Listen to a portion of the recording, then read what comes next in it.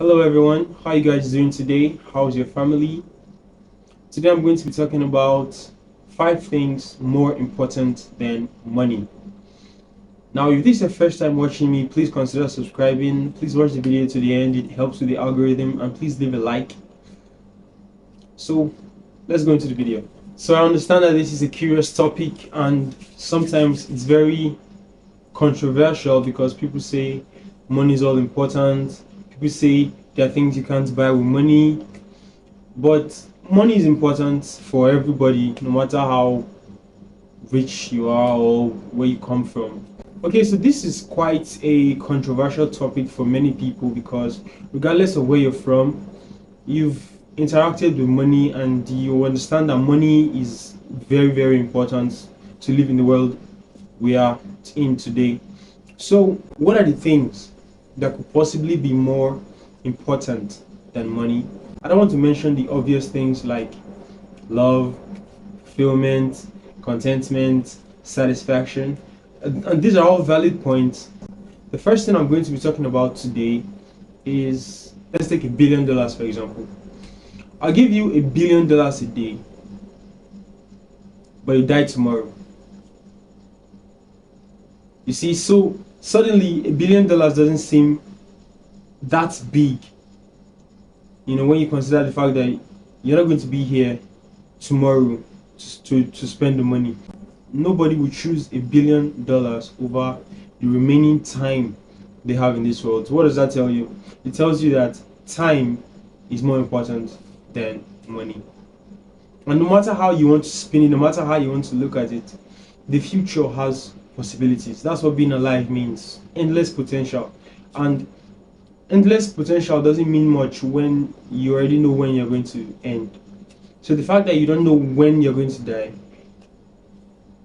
that suspense is more valuable than the ability to buy stuff or the ability to afford comfort. The second thing I'm going to talk about, the second question I'm going to ask you is, I'll give you $1 million a day, but your mom has to die tomorrow. Now, depending on who you are and the kind of life you've led, some people may be okay with it because they've already lost their parents, but I'm sure you'd give any amount of money to have your mom back. And if you still have your mom, then $1 million a day is definitely not enough to lose your mother. You will not trade your mother for any amount of money. What does that tell you? And even if it's not your mother, you have someone that's so important that no amount of money would be able to replace them. That tells you that relationships are more important than money. And most times, the reason we look for money is because we want to make the object of our desire, the object of our love, the object of our affection live comfortably. And that is the cold fact. So the third question I'm going to ask is, I'm going to give you $1 million a day, but at any given time, there are 1,000 trained assassins trying to kill you. There are 1,000 trained, specialized assassins trying to kill you. So you have $1 million every single day, but you can't rest. You don't have peace. Now you can say $1 million a day affords me the best security, affords me the most secure hotels, can keep me moving from place to place. But the point is, you don't have peace. You're not safe. After a while, you would give up the $1 million a day just so you can live quietly in one place. It won't matter that you would have traded away the luxuries and everything, but peace of mind is definitely more valuable than money. And anybody who has worked for their money understands that as soon as you step out the door, you begin to encounter all manner of challenges, all manner of people, manner of situations, and everything that will just throw you off balance. But when you come back home, you don't only enter into a safe space in your like physically, you also enter into a safe space mentally. That's a place for you to be calm, place for you to relax, place for you to assess, the day's work, the day's activities and everything. So peace is more important than having money and being rich. Fourth question I'm going to ask. I'm going to give you $1 million a day,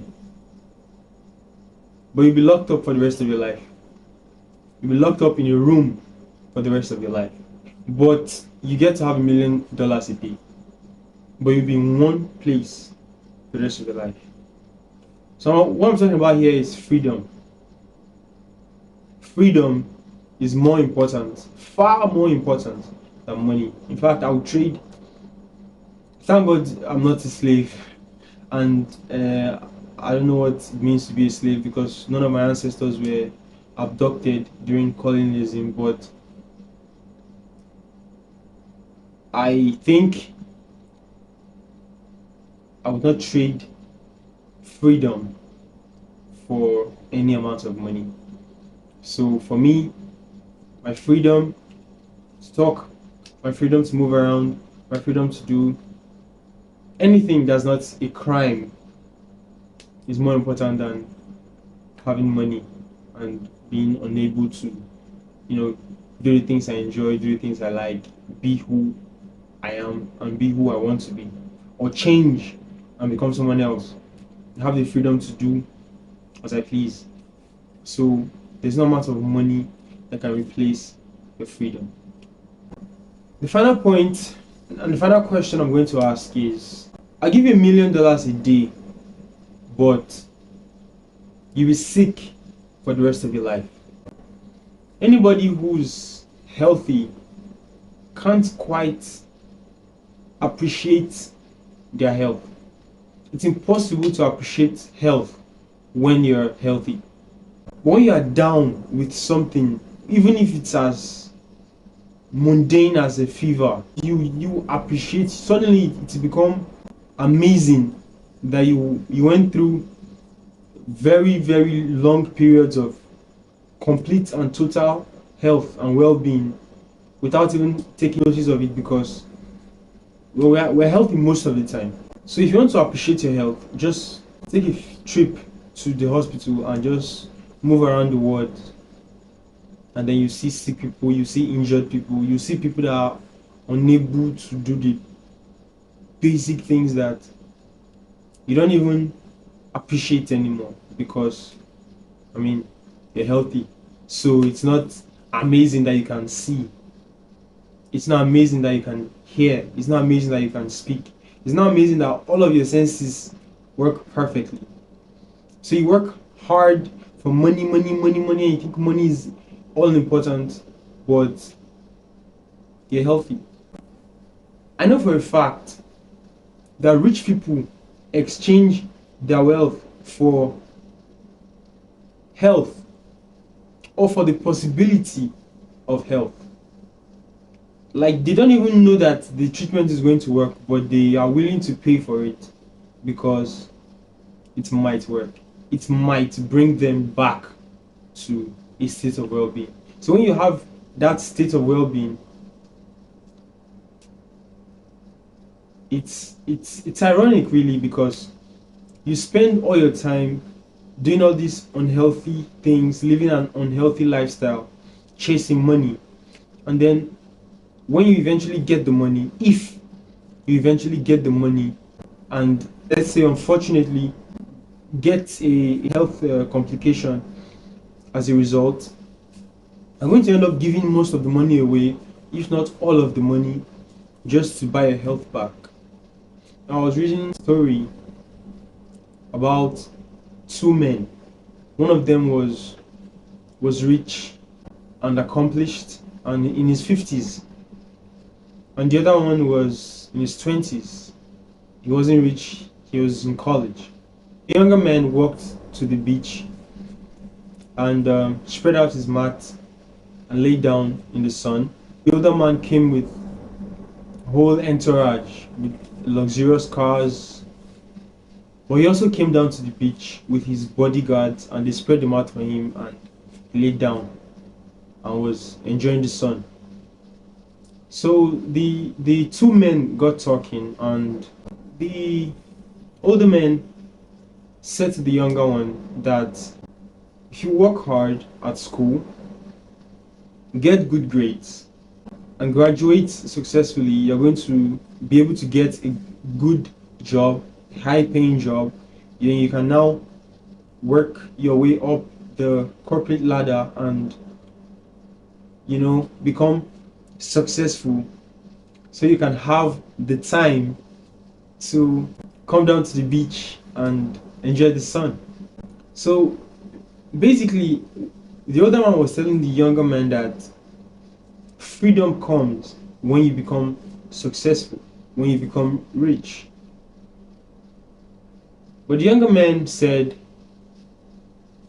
I'm already at the beach. Because even though the younger man is not as rich as the older man, they are both at the same place. Like, you gave your whole life so you could do this, but I can do this right now. I can literally do this. I'm literally doing this right now, and that's all you've always wanted to do. The moral of the story, or what at least what I got out of it, is it's good to work hard. It's good to want to achieve success, but at the same time, it's important to enjoy life, to enjoy it as you go, every single step of the way. Enjoy the challenges, enjoy the victories, enjoy every single part of it. Because at the end of the day, those things you said you wanted to experience when you become successful will not taste quite the same when you're successful. So whenever you can, at whatever level you find yourself, try to appreciate and enjoy whatever you can lay your hands on, because tomorrow is not promised. There's no guarantee that any of us will be here tomorrow. Thank you for watching this video. Please consider subscribing if you haven't already. See you in the next one. God bless you.